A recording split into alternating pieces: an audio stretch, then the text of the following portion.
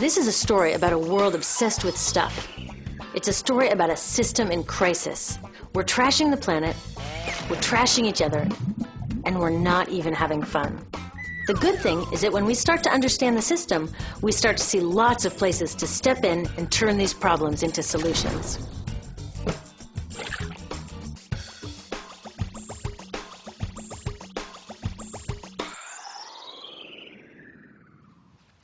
One of the problems with trying to use less stuff is that sometimes we feel like we really need it.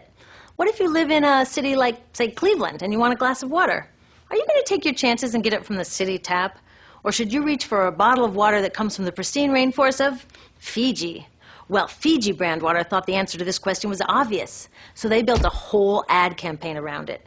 It turned out to be one of the dumbest moves in advertising history. You see, the city of Cleveland didn't like being the butt of Fiji's jokes, so they did some tests, and guess what? These tests showed a glass of Fiji water is lower quality, it loses taste tests against Cleveland Tap, and costs thousands of times more. This story is typical of what happens when you test bottled water against tap water. Is it cleaner? Sometimes, sometimes not. In many ways, bottled water is less regulated than tap. Is it tastier? In taste tests across the country, people consistently choose tap over bottled water. These bottled water companies say they're just meeting consumer demand. But who would demand a less sustainable, less tasty, way more expensive product, especially when you can get for almost free in your kitchen? Bottled water costs about 2,000 times more than tap water.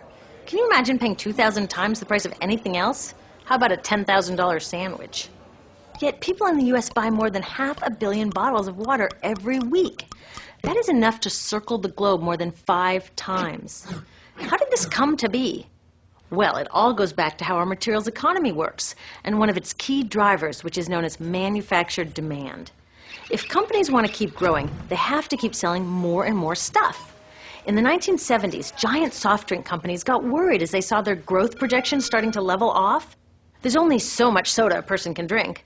Plus, it wouldn't be long before people began realizing that soda is not that healthy and turned back to, gasp, drinking tap water. Well, the companies found their next big idea in a silly designer product that most people laughed off as a passing yuppie fad. Water is free, people said back then. What will they sell us next? Air? So how do you get people to buy this fringe product? Simple. You manufacture demand. How do you do that?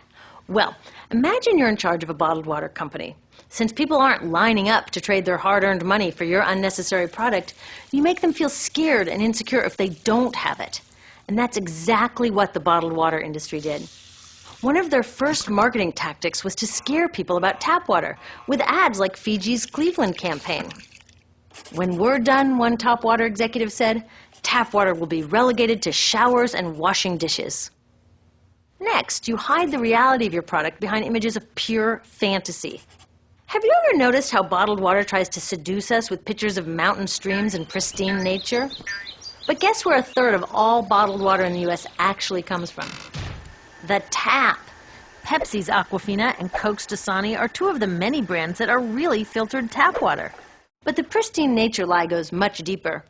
In a recent full-page ad, Nestle said, bottled water is the most environmentally responsible consumer product in the world.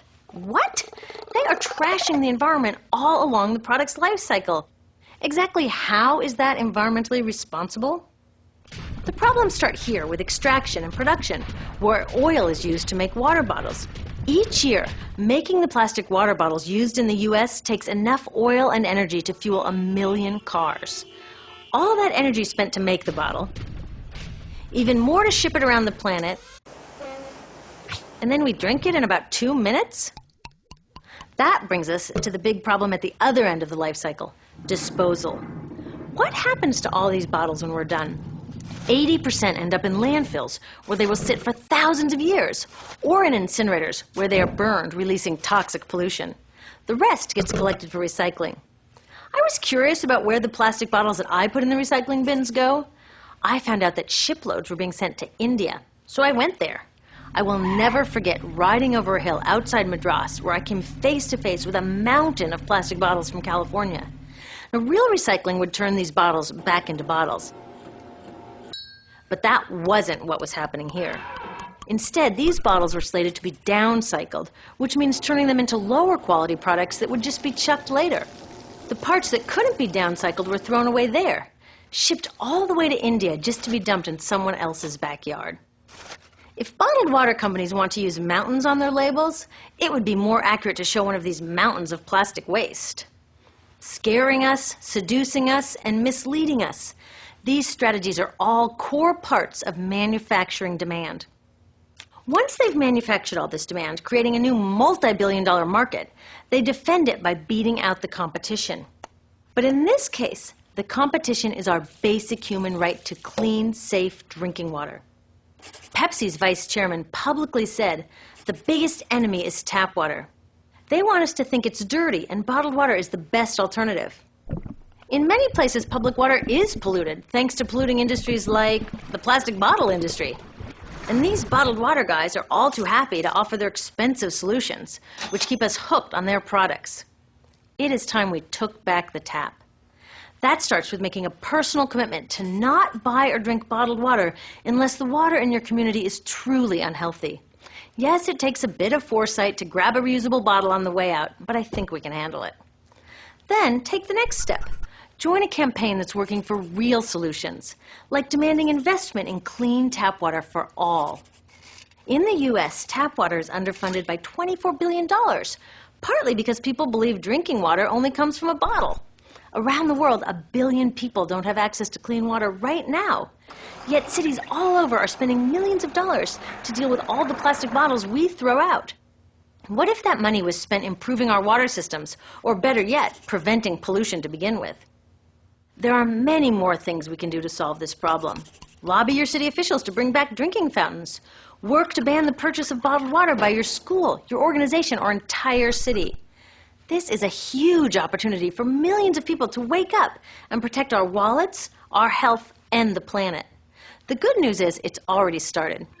Bottled water sales have begun to drop while business is booming for safe, refillable water bottles. Yay! Restaurants are proudly serving tap, and people are choosing to pocket the hundreds or thousands of dollars they would otherwise be wasting on bottled water. Carrying bottled water is on its way to being as cool as smoking while pregnant. We know better now. The bottled water industry is getting worried because the jig is up. We are not buying into their manufactured demand anymore. We will choose our own demands, thank you very much, and we're demanding clean, safe water for all.